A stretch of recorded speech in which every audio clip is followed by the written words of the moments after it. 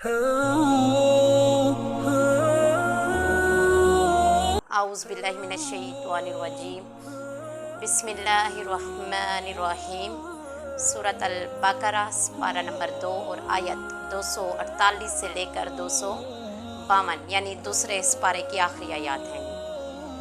وقال لهم نبیہم ان آیت ملکہ ان یأتیکم التابوت فیہ سکینۃ من ربکم وبقیۃ مما ترک آل موسیٰ وآل ہارون تحملہ الملائکہ ان فی ذلک لآیۃ لکم ان کنتم مؤمنین۔ صدق اللہ العظیم۔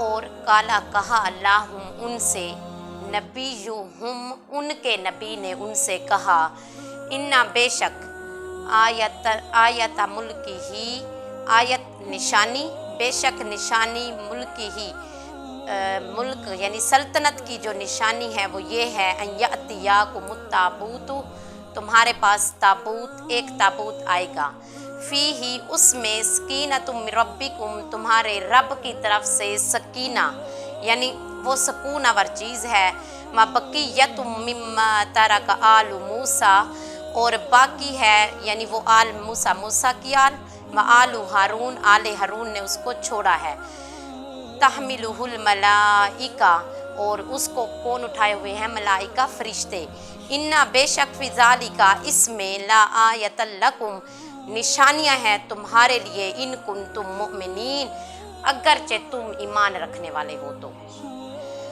اب یہ اس آیت میں جو ہے 2-3 باتیں ذکر کی گئی ہیں۔ پہلی بات جو ہے نا وہ یہ ہے کہ بنو اسرائیل کی جو قوم تھی ان کے پاس ایک تابوت تھا اللہ کی طرف سے، وہ ایک صندوق تھا، کہتے ہیں کہ وہ شمشاد کی لکڑی سے بنا ہوا تھا، اس پر سونے کے پتر چڑھے ہوئے تھے، اور یہ 3 ہاتھ لمبا اور 2 ہاتھ چوڑا بھی تھا، اور اس تابوت کی عظمت بنو اسرائیل یعنی پوری قوم بہت مشہور اور معروف تھی، اس کی جو عظمت تھی وہ اس کو گم کر چکے تھے، پھر اللہ نے ان کے مندرجات کو مبہم رکھا، مبہم سے مراد مخفی، خفیہ یعنی چھپا کے رکھا۔ اس کی تصریح نہیں فرمائی کہ اس صندوق میں کیا تھا اور کیا موجود نہیں تھا، اور اس کو فرشتے اٹھائے ہوئے تھے، اور ہم اس صندوق کے متعلق اس چیز کو وہ بتا رہے ہیں کہ اس چیز میں کیا تھا۔ اس میں یہ حضرت آدم علیہ السلام پر نازل کیا گیا تھا، اس میں انبیاء اور ان کے گھروں کی تصاویر تھی، تمام انبیاء اور ان کے گھر، اور آخری جو گھر تھا حضرت محمد صلی اللہ علیہ وسلم کا تھا۔ حضرت آدم کے بعد یہ تابوت منتقل ہوا حضرت شیش میں، اور وہاں سے حضرت ابراہیم تک پہنچا، پھر حضرت اسماعیل کے پاس رہا، پھر ان کے بیٹے کیدار کے پاس، پھر ان کے امزاد اولاد اسحاق میں، یہ ایسے منتقل ہوتا چلا گیا۔ اور پھر ایک جو تھا یعنی جب زاد اولاد اسحاق کے پاس گیا تھا، وہاں تنازع ہو گیا اس صندوق کو لے کر۔ اس تنازع کا نتیجہ کیا ہوا کہ انہوں نے وہ صندوق ان کو نہ دیا۔ ایک دن کھولنے کی جب کوشش کی گئی تو منادی سے یعنی آسمان سے ایک منادی نے ندا کی کہ اس کو سوائے نبی کے اور کوئی نہیں کھول سکتا، تو تب پھر انہوں نے اسحاق علیہ السلام کے پاس بھیجا، پھر انہوں نے اس کو کھولا تھا۔ اور اس کی فضیلت میں یہ آتا ہے کہ یہ تابوت یعنی اس میں تبرکات تھے نبیوں کے، ان کے عصا، ان کی چھڑیاں، ان کے نالین، ان کے کپڑے، جو نبیوں کی اہم چیزیں ہوتی ہیں، تو اس کا فائدہ یہ ہوتا تھا، یہ کوئی جنگ کرنے جاتے تھے سامنے تابوت کر دیتے تھے، اللہ ان کو فتح دے دیتا تھا، اور اس کے علاوہ اس تابوت سے یعنی یہ تبرک حاصل کرتے تھے، بڑی فضیلت تھی اس کی۔ پھر اس کے بعد اللہ نے ایک اس میں ذکر کیا ہے کہ اس تابوت میں یہ تھا سکینۃ من ربکم، تمہارے رب کی طرف سے سکینہ یعنی سکون آور چیز تھی اس میں۔ اب سکینہ کسے کہتے ہیں؟ سکینہ کا معنی ہوتا ہے ثبات، امن اور سکون، اور قرآن میں بھی ہے سورۃ التوبہ میں کہ ثم انزل اللہ سکینتہ علی رسولہ وعلی المؤمنین، کہ پھر اللہ نے اپنے رسول اور مسلمانوں پر سکون اور اطمینان کو نازل کیا۔ جو مومن ہوتے ہیں یہ سکینہ ان پر بھی نازل ہوتا ہے۔ پھر حضرت ابن عباس بیان کرتے ہیں کہ سکینہ سونے کا ایک جنتی تشت ہے، اور جس میں انبیاء کے قلوب کو غسل دیا جاتا ہے۔ پھر ربی کہتے ہیں کہ سکینہ تمہارے رب کی طرف سے تمہارے لیے رحمت ہے، اور قتادہ نے کہا سکینہ وقار ہے، اور سب سے افضل تفسیر اس کی یہ ہے جو عطا بن ابی رباح نے بیان کیا کہ سکینہ وہ معروف علامتیں ہیں جن سے دلوں کا سکون حاصل کیا جاتا ہے۔ تو اس کے اور بھی کئی معنی ہیں۔ یہ اللہ تعالیٰ کی مخلوق میں سے کوئی چیز ہے جس میں تمانیت اور رحمت ہوتی ہے، اور اس کے ساتھ رحمت کے فرشتے بھی ہوتے ہیں۔ ایک روایت ہے بہت خوبصورت ہے سکینہ کے بارے میں کہ حضرت ابو ہریرہ رضی اللہ عنہ بیان کرتے ہیں رسول صلی اللہ علیہ وسلم نے فرمایا جو شخص علم کی تلاش میں کسی راستے پر جائے اللہ تعالیٰ ان کے لیے جنت کا راستہ آسان کر دیتا ہے، اور جو جماعت اللہ کے گھروں میں کسی گھر میں کتاب اللہ کی تلاوت کرتی ہے پھر ایک دوسرے کے ساتھ اس کی تکرار کرتی ہے ان پر سکینہ نازل ہوتا ہے، انہیں رحمت ڈھانپ لیتی ہے اور فرشتے ان کو گھیر لیتے ہیں۔ تو اس حدیث میں اللہ کے گھر میں جو کتاب اللہ کی تلاوت کرنے والوں اس کے درس کی تکرار کرنے والوں پر نزول سکینہ کا بیان ہے۔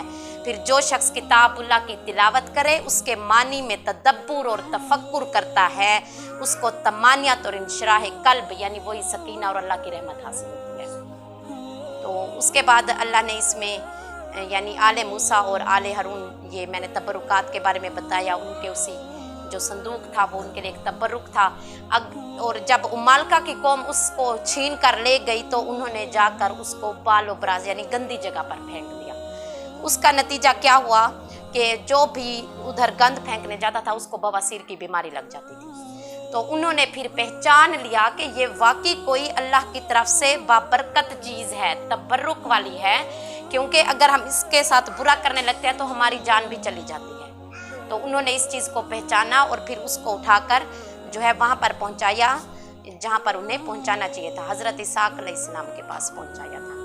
تو یہ تمام باتیں ان کے تبرک اور پھر ان سکینہ کے بارے میں۔ سکینہ جو ہے اللہ کہہ رہا ہے میں مسلمانوں مومن لوگوں کے دلوں پر بھی اتارتا ہوں۔ آپ لوگوں نے محسوس کیا ہوگا کہ جتنا سکون قرآن کی تلاوت پھر اس پر غور و فکر کرنا، اللہ کی نماز اچھے سے پڑھنا میں ملتا ہے دنیا کے کسی کام میں، کیونکہ اس وقت اللہ ہمارے اوپر سکینہ طاری کر رہا ہوتا ہے، سکون، اطمینان، قلب مطمئن ہوتا ہے۔ تو اسی مطمئن کو سکینہ کہا گیا ہے، اور اس وقت رحمت کے فرشتے بھی ہمیں گھیر لیتے ہیں۔ اور اس میں ایک اور روایت بھی تھی وہ بھی بہت خوبصورت ہے، امام صحیح مسلم کی پہلی جلد کی روایت ہے۔ امام مسلم روایت کرتے ہیں حضرت براء رضی اللہ عنہ بیان کرتے ہیں ایک آدمی سورہ کہف پڑھ رہا تھا، سورہ کہف پڑھ رہا تھا، اس کا گھوڑا 2 لمبی رسیوں سے بندھا ہوا تھا۔ اس شخص کو ایک بادل نے آ کر گھیر لیا، وہ بادل چکر لگاتا ہوا قریب ہو رہا تھا، اس کا گھوڑا اس سے ڈر کر متوش ہو رہا تھا۔ جب صبح ہوئی تو نبی صلی اللہ علیہ وسلم سے اس واقعے کا تذکرہ کیا گیا، آپ نے فرمایا وہ سکینہ تھا جو قرآن پڑھنے کی وجہ سے نازل ہو رہا تھا۔ تو اسی طرح ایک صحابی کے بارے میں بھی یہاں پر آیا ہوا ہے، وہ اپنے حضرت اسید بن حفیر ہیں، اپنے استبل میں قرآن پڑھ رہے تھے تو پھر ان کا گھوڑا چھلانگے لگانے لگا۔ کہتے ہیں کہ میں اٹھ کر گیا، میں دیکھوں گھوڑے کو بھئی کوئی مسئلہ تو نہیں ہے یا پھر یہ میرے بچے کو کچل نہ دے۔ تو کہتے میں اس کی طرف کھڑا ہوا تو کیا دیکھتا ہوں میرے سر کے اوپر فضا میں چراغوں کی مثل سائبان ہے۔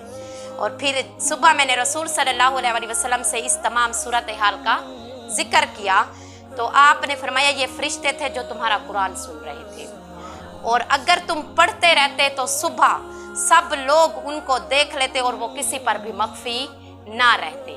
تو قرآن کی بندہ جب تلاوت کرتا ہے، اور جو میں نے پہلی حضرت ابو ہریرہ والی روایت بتائی ہے، معنی پر تدبر اور غور و فکر کرتا ہے، اس وقت اللہ کی رحمت بندے کو ڈھانپ لیتی ہے، سکینہ بھی نازل ہوتا ہے، دل مطمئن بھی ہوتا ہے، رحمت بھی ڈھانپتی ہے، اور ہمارے چاروں طرف فرشتے ہوتے ہیں جنہوں نے ہمیں گھیرا ہوتا ہے۔ اسی لیے یہ لمحہ اتنے سکون دہ ہوتے ہیں۔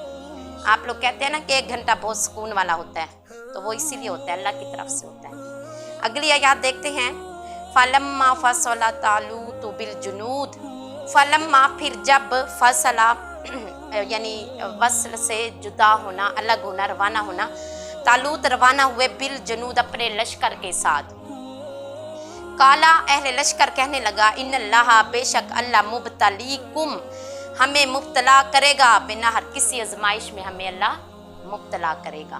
فمن شربا منہ پس جس نے پیا اس میں سے فلیسا منی یعنی سیر ہو کر فل ہو کر جو ایک دریا تھا اس کی طرف اشارہ ہے، یہ تفسیر میں بھی میں بتاتی ہوں۔ تو یعنی جس نے پیا وہ مجھ میں سے نہیں ہوگا، لیسا منی میرے سے نہیں ہے، ومن لم یطعمہ اور جس نے چھوڑ دیا فإنہ منی پس وہ مجھ سے ہوگا، الا من اغترف غرفۃ بیدہ یعنی آدھ چلو بھر پانی ہوتا ہے نا، آدھا چلو جو پیے گا وہ مجھ سے ہوگا، جو پورا پیے گا وہ مجھ سے نہیں ہوگا۔ فشاربوا پس پیو منہ پیا اس میں سے، الا مگر قلیلم منہم بہت ہی تھوڑے لوگوں نے اس میں سے پیا۔ فلما پس جب جاوزہ ہوا والذین آمنوا معہ تو ایمان والے اس دریا سے گزر گئے، یعنی جن لوگوں نے تھوڑا پانی پیا وہ اور آپ کہاں سے گزر گئے؟ اس دریا سے گزر گئے۔ قالوا تو کہا گیا لا طاقت لنا اليوم بجالوت وجنودہ، آج جالوت اور اس کے لشکر سے لڑنے کے لیے ہمارے اندر طاقت نہیں ہے۔ قالا تو کہا الذین ان لوگوں نے یظنون انہم ملاقو اللہ جو یقین رکھتے تھے رب سے ملاقات کا، یعنی ایمان والے لوگوں نے آگے جواب دیا کم من فئۃ قلیلۃ غلبت، کئی بار ایسا ہوا ہے کہ قلیل جماعت غلبت یعنی غلبہ لے گئی فئۃ کثیرہ کثیر جماعت پر، یعنی کثیر جماعت قلیل جماعت غالب آ گئی کثیر جماعت پر بے اذن اللہ، کس کے حکم سے؟ اللہ کے حکم سے۔ واللہ اور اللہ مع الصابرین صبر کرنے والوں کے ساتھ ہے۔ یہ حوصلہ افزائی کی تھی ان لوگوں نے جن کا ایمان اللہ پر پختہ تھا۔ پھر اس کے بعد آگے فرمایا ولما اور جب بارزو لجالوت وجنودہ، جالوت اور اس کے لشکر کے سامنے آ گئے وہ لوگ، یہ بارزو آمنے سامنے آنا، سفرا ہونا، تو کہنے لگے کالو وہ دعا کرنے لگے ربنا اے ہمارے رب افرغ علینا ہمیں غلبہ عطا فرما، صبرا و ثبت اقدامنا صبر عطا کر اور ہمیں ثابت قدم رکھ، ونصرنا اور ہماری مدد فرما علی القوم الکافرین ان کافروں کی قوم پر۔ تو پھر فہزموہم باذن اللہ تو انہوں نے شکست دے دی اللہ کے حکم سے اس قوم کو، وقتل اور قتل کر دیا داود جالوت و آتاہ اللہ الملک، داود نے جالوت کو قتل کیا پھر اللہ نے انہیں سلطنت یعنی ایک ملک عطا کر دیا، والحکمت اور حکمت عطا کر دی، وعلمہ اور علم عطا کیا، مما یشاء جو اللہ نے چاہا اس چیز کا علم بھی آپ کو عطا کر دیا گیا۔ ولولا دفع اللہ الناس بعضهم ببعض، بعض لوگوں کے سبب سے دور نہ فرماتا تو ضرور لفسدت الارض زمین میں فساد برپا ہو جاتا، ولیکن اللہ لیکن اللہ ذو فضل فرمانے والا ہے علی العالمین تمام جہانوں پر۔ دل کا یہ آیات اللہ آیات ہیں نشانیاں ہیں، نتلوہا جو تلاوت کی گئی ہیں آپ کی طرف علیکا بالحق حق کے ساتھ، وَإِنَّكَ اور بے شک لَمِنَ الْمُرْسَلِينَ آپ ضرور رسولوں میں سے ہیں۔ یہ آخری آیت حضور علیہ السلام کے بارے میں ہے کہ جتنی بھی چیزیں آپ کی طرف نازل کی جا رہی ہیں وہ حق ہے، سچ ہیں، پہلی قوموں کے حالات، پہلے نبیوں کے حالات واقعات، کیونکہ آپ ضرور رسولوں میں سے ہیں، اسی لیے آپ کو ان تمام چیزوں کی تعلیمات دی جا رہی ہیں۔ تو اس میں یہ ہے کہ اب جب حضرت داؤد علیہ السلام تھے تو اس وقت ان کا سامنا ہونا تھا جالوت سے، یہ بہت ہی طاقتور انسان تھا، مالدار تھا۔ آپ ایسا سمجھ لیں جیسے حضرت موسیٰ نے مقابلہ کیا فرعون سے، ایسے ہی داؤد علیہ السلام نے مقابلہ کیا تھا جالوت سے، اور ایک سمندر عبور کرنا تھا۔ انہوں نے یہ کہا تھا کہ آزمائش یہ ہے، کیونکہ ہر بندہ جانتا تھا کہ جالوت بہت طاقتور ہے، اس کا لشکر بہت بڑا ہے، تو آپ نے کہا تھا کہ اس سمندر میں سے جو سیر ہو کر یعنی فل ہو کر پانی پیے گا وہ میری جماعت سے نہیں ہوگا، لیکن جو آدھ چلو یعنی تھوڑا سا پیے گا وہ میری جماعت سے ہوگا۔ تو تقریباً کہا جاتا ہے، ایک روایت میں آتا ہے کہ 80,000 لشکر تھا ان کے پاس، جس میں سے آخر میں صرف 313 لوگ تھے جنہوں نے آپ کا ساتھ دیا تھا۔ 313 جیسا کہ جنگ بدر ہوئی تھی اور اس وقت 313 لوگ تھے، بالکل ویسے ہی پھر وہ لوگ تھے جنہیں اللہ پر پورا یقین تھا کہ ہم اللہ سے ملنے والے ہیں۔ तो उन्होंने कहा कि कई दफ़ा ऐसा हुआ है जो थोड़ी जमात है वो भारी जमात पर गलबा पा गई है, तो परेशान ना हूँ। फिर जब वो सफ़ रा हुए, उनकी जमात खड़ी हुई, इनका गिरोह खड़ा हुआ, तो अल्लाह से दुआ की कि ऐ हमारे रब, हम पर अपना सब्र उंडेल दे और क्या कर, हमको साबित कदम रख और काफरों की कौम के खिलाफ हमारी मदद फरमा।